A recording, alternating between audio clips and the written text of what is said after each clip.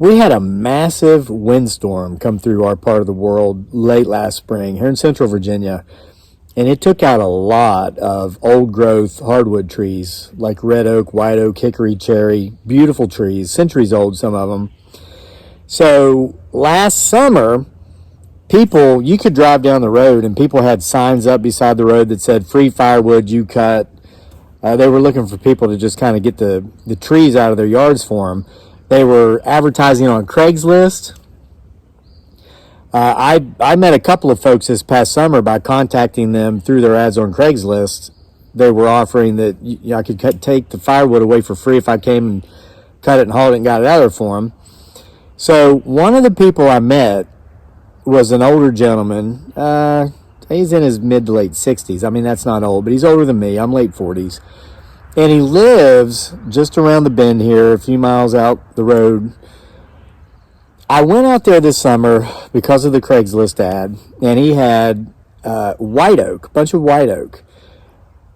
And I got quite a bit of it. And he had several other people out there getting white oak. It's like there was like this bum rush there for a while where anybody who burns was just kind of descending upon these people who lost trees. So I told the guy, look, by that time I had made connections with a tree removal service company who has since been bringing me dump truck loads of firewood for free. So it doesn't really get any easier than that. I don't even have to go anywhere and pick it up. They bring it to me, and then, of course, I cut it, split it, stack it, dry it, and whatnot. So I told the guy, I went out for one last load this past summer, said, this is going to be my last load because it looks like you've got plenty of people coming to take your wood away for you anyway. And I've made these connections. I've got these guys bringing it to me. And it was like in the upper 90s every day around that time. And it was just too hot to be out there doing it safely. And so he said, all right. And I told him, I gave him my email because when you go through Craigslist, the person doesn't actually get your email. I gave him my email. I said, if you have any left after everybody else is through, or if you ever have another tree go down and you want rid of it, for free, I'll take it if I can work it in, if I have the time, if it's not, in a hard to get place. And he said, okay. So I gave him my email address. Well, a couple days ago, this guy, and I hadn't heard from him since then, this was last summer, he actually emailed me and he said, hey, I have a little bit of wood left. I want to start clearing some stuff up before the weeds start coming up in the spring. I would really appreciate it if you could come out and take any of it. So I went out this morning, as a matter of fact. I've been working on wood here this morning, and I got some of it. I got a truckload, and there's maybe another truckload and a half left I'm going to go get. It's not the best cuts either. There's a lot of crotches and forks, but I'll throw it in my log yard, let it dry out for a couple of years, and then I'll maybe just rip it with the chainsaw. It'll burn really nice because it is white oak. And once it's well seasoned, fully seasoned, it will burn like primo. And note, it's white oak, not red oak. I made a video a couple of weeks ago, the one called This Time Our Neighbor Saw It Too. And I guess in that video, I droned on and on about well-seasoned red oak, and it really offended a lot of viewers. There have been at least half a dozen viewers who have that was their comment. I mean, they were just, OMG, could this guy go on and on anymore about his well-seasoned red oak? Is that all this video is about? There's a 26-minute long video. I guess I said it 3 times in there. Took about 20. So anyway, today we're talking about well-seasoned white oak, okay? So don't get your panties in a bunch. Well-seasoned white oak, not red oak, okay? So, but here's the point of this. This isn't a video about well-seasoned white oak, but it is a video about a very strange oak tree and the story this guy passed on to me, story which he gave me his permission to tell. I guess when we were together last summer, we got to small talking a little bit. He asked me what kind of work I did, and I told him I was a YouTuber, and he said, what's that? And I told him, because he's late 60s, he's heard of YouTube, of course, but I guess he didn't know what a YouTuber was. So I explained to him what it was, and of course, I got the same reaction I get anytime I tell somebody I'm a YouTuber, or that I'm from West Virginia. For some reason, okay? Then he said, of course, the most popular follow-up question I always get when I tell him I'm a YouTuber, no, seriously though, how do you make your money? How do you pay your bills? And then, of course, I explained to him, well, through YouTube. So by that point, when you explain that to someone, they're like, oh my gosh, I should look into that. All of a sudden, it's not a funny joke anymore. So I guess he did. He found I told him my channel. I told him the name of my channel. I guess he's been watching. So when I go out to his place yesterday to get some of this red oak that's dried out now because it's been on the ground almost a year, but here in a couple of years, it will be, after sitting in my log yard here for a couple of years, well-seasoned white oak.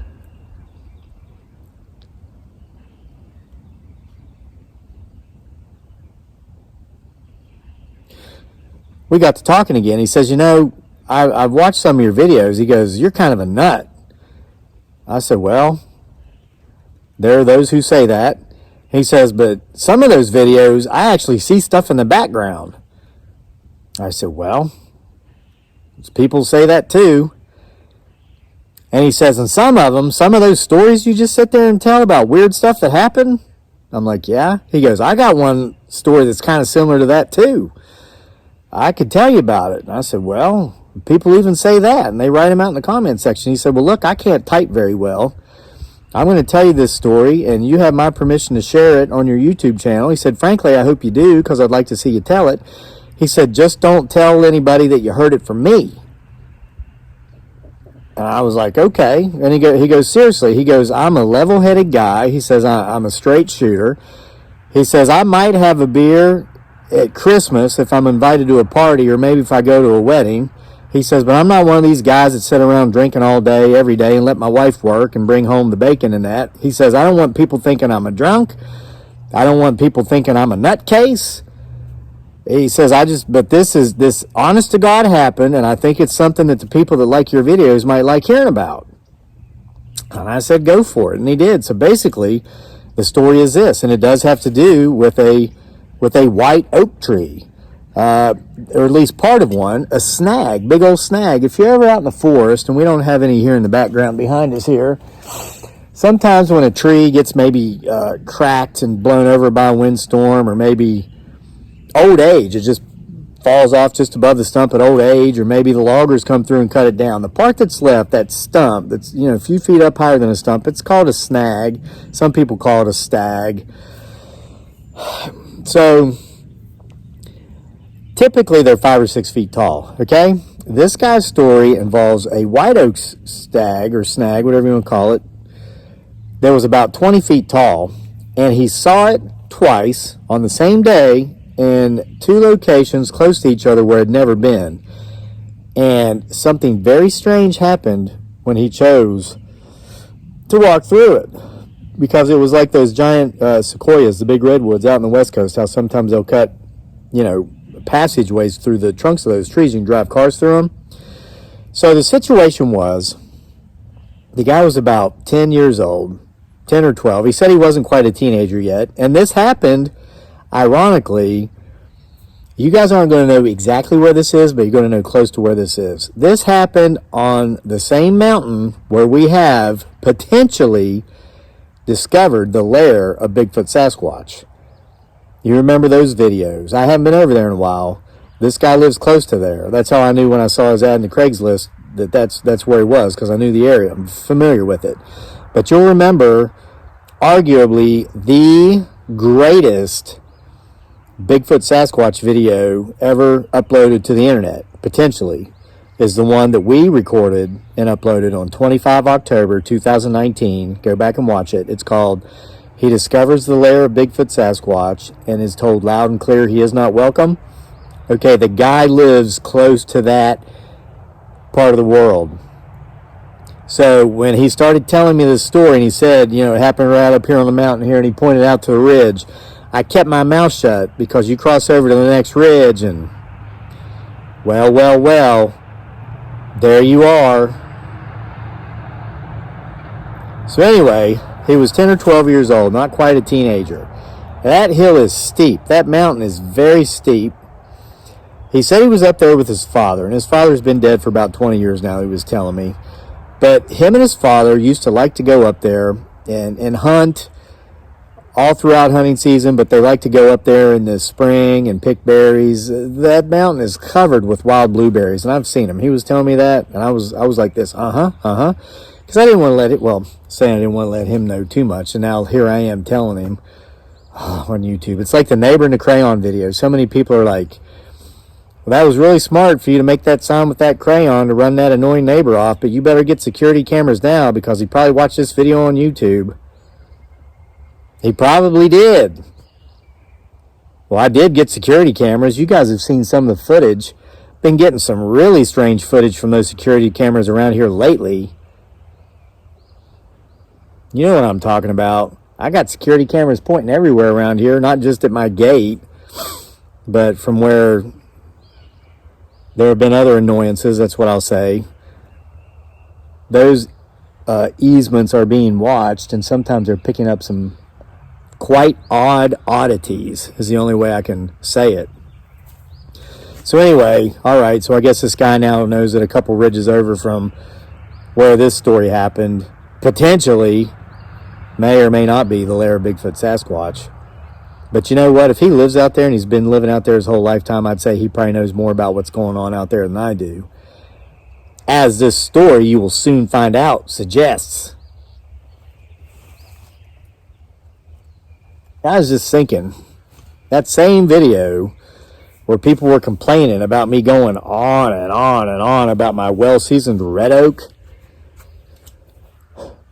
there are a lot of people just complaining about me going on and on and on and on.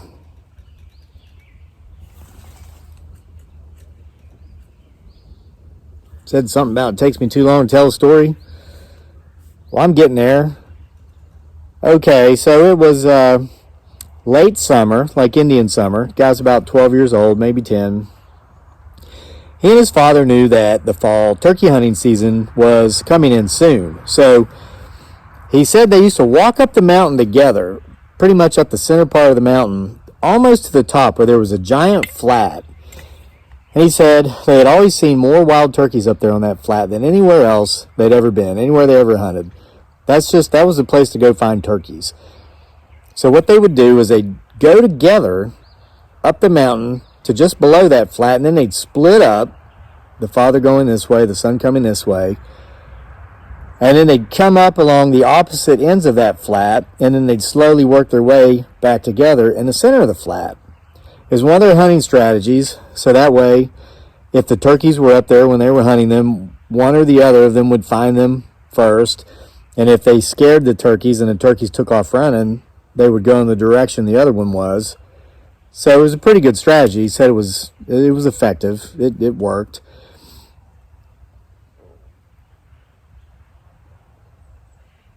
Strange. I can hear those birds, but I thought I heard like a howl over that way, then a grunt like right here, like a pig.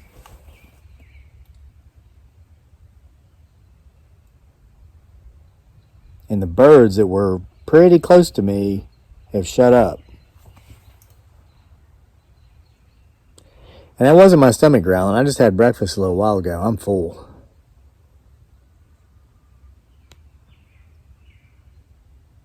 Sounded like another distant scream or a howl.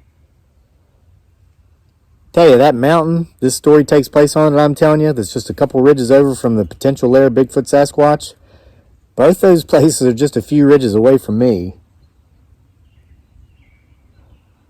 So anyway, this guy and his dad, they go up there, they implement their strategy of splitting up, crossing a flat. The guy says he's walking across the flat. He sees his father. He looks out, he can see him about 50 yards away. There were still quite a few, well, there's a lot of leaves on the tree. It was Indian summer. They hadn't quite started to fall yet. They just started to turn colors. So he's walking towards his dad. His dad sees him. His dad starts coming toward him. All of a sudden, there's a giant white oak stump, like a big snag there, that he had never noticed before. And it would have been hard to miss. The guy said it was like 20 feet tall. Okay, it was like 8 to 10 feet wide. This thing was huge. It was like the remnants of a 400-year-old virgin timber white oak tree. But he said the thing that was odd about it, number one, was that the snag was there, the 20 feet tall stump, but the log that would have come from this tree, had it fallen, was not there. There was no rotted or decayed log laying about that had been decaying for a number of years since it had fallen. But he said besides that, like he had said originally, he had never seen this thing there before anyway. And this, even though he's up in the woods, it was pretty much like the guy's backyard because he lived in those woods as a child, grew up in those woods. That snag had never been there. So he looks right through the center of it, and there's like a passageway you could walk through, and he sees his father on the other side.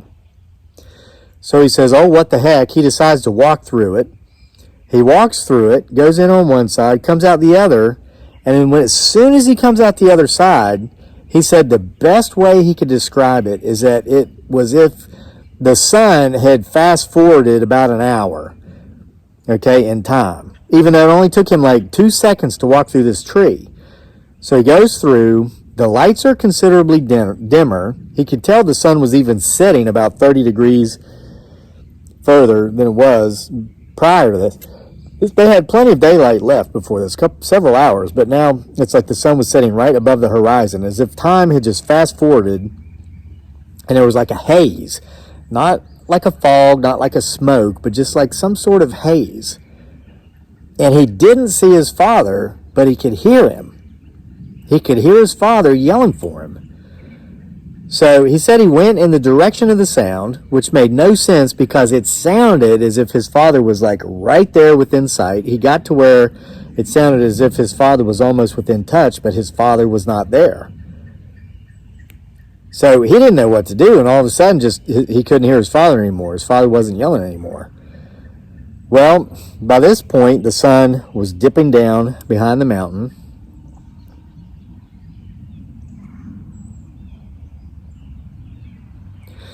Though he was young, he knew exactly where he was. I mean, he spent as much time out in these woods as he did, probably more time than he ever spent down in the town. So he decided he would just start walking home. So he could have cut way down the other side of the mountain, hit the road and gone back, but he decided, why go out of my way when I know where I'm going? So he just started walking down the ridge line to go home this way. So he was walking down the ridge line for considerable way because they were quite a ways out away from the house, even though he knew exactly where he was. And he heard what sounded like sirens and vehicle engines coming up the road that was down over below him, and they all just kind of stopped where he knew there to be a big wide spot where they had done a timber operation, like a logging operation, just a few years before. So there was still a wide spot on the road there where they'd parked all the timber trucks and everything. He said it sounded like there were sirens going off there, like a search party. And he, even though he was young, he thought, well, maybe that is a search party, and maybe they're looking for me. So he started walking down over the side of the mountain, got down to within sight of the road. It was dark by this time. He could hear what sounded like sirens, but he saw no lights. He saw no headlights. Now, the sun was down, it was dark, but there was a bit of a moon and there were no clouds, so he could still see. He could see no people, he could see no vehicles, no lights, but he heard the sirens and he could hear the mumbling of voices. So he starts going closer and closer to the sound, and just before he gets to the road,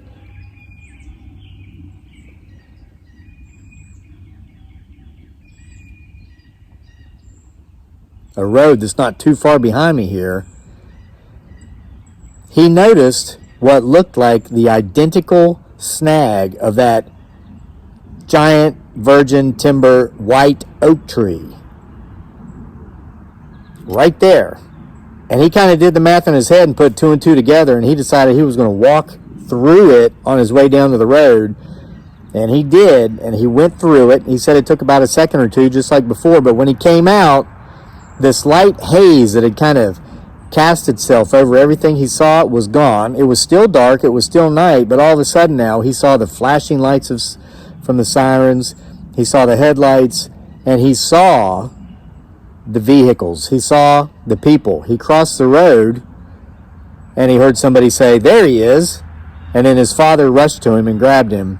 And he was saved, even though he didn't feel as if he had ever been in any sort of danger.